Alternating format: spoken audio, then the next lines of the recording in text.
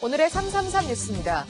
경기 성남의 한 도로, 한 승용차가 역주행하더니 그대로 들이받습니다. 사람들이 달려와 문을 두드려 보지만 미동도 하지 않는 운전자. 의식을 잃은 채 가속 페달을 밟고 있던 겁니다. 벽돌로 깨보지만 꿈쩍 않는 창문. 근처 가게에서 망치를 빌려와 있는 힘껏 내리쳤고 겨우 운전자를 구조할 수 있었습니다. 사고 운전자는 심장 판막에 출혈이 생겨 의식을 잃고 사고를 낸 것으로 현재 생명에 지장은 없는 것으로 알려졌습니다.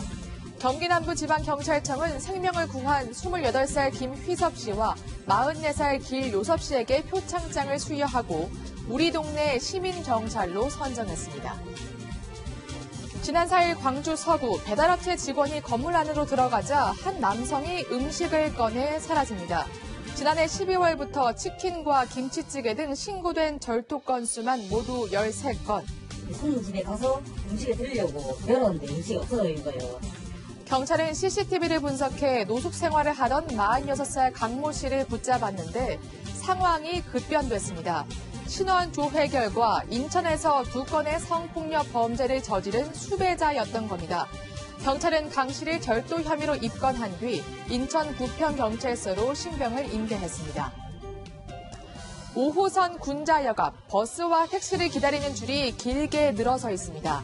병원 가야 되는데 그래가지고 어제 서울 지하철 5호선 군자역에서 강동역까지 양방향 열차 운행이 3시간 반 동안 중단돼 시민들이 불편을 겪었습니다.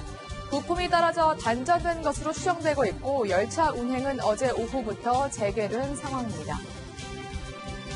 경찰이 박유천 씨의 손등 상처를 마약 투약 흔적으로 의심하고 있다는 보도에 대해서 박유천 씨 측이 수개월 전 다친 흔적이라고 반박했습니다. 손등뿐만 아니라 손가락에도 같이 다친 상처가 있다는 주장입니다. 봉준호 감독의 신작 기생충이 칸 국제영화제의 경쟁 부문에 진출해 황금 종려상을 두고 경쟁합니다. 이로써 한국 영화가 4년 연속 칸 경쟁 부문에 진출한 겁니다.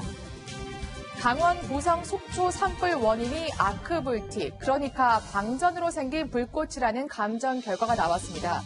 바람에 의한 진동으로 특보와 전선이 끊어졌고 이때 발생한 불티가 주변에 떨어져 화재가 발생했다는 설명인데요.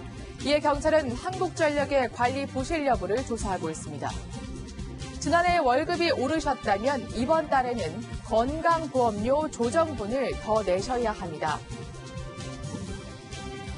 회사원 876만 명이 평균 14만 8천 원씩 더 내게 되는데요. 여러 차례 나눠 내려면 다음 달 10일까지 관할 건보공단 지사에 신청하면 됩니다. 국제 유가 상승으로 생산자 물가가 2달 연속 상승세입니다. 특히 돼지고기 17%, 휘발유가 12% 올랐는데요. 생산자 물가는 보통 한 달 뒤 소비자 물가에 반영됩니다. 국책 연구기관 KDI가 한국의 경제 성장률이 22년도에는 0%대로 떨어질 수 있다고 분석했습니다. 인구 고령화로 경제 활력이 떨어지기 때문입니다.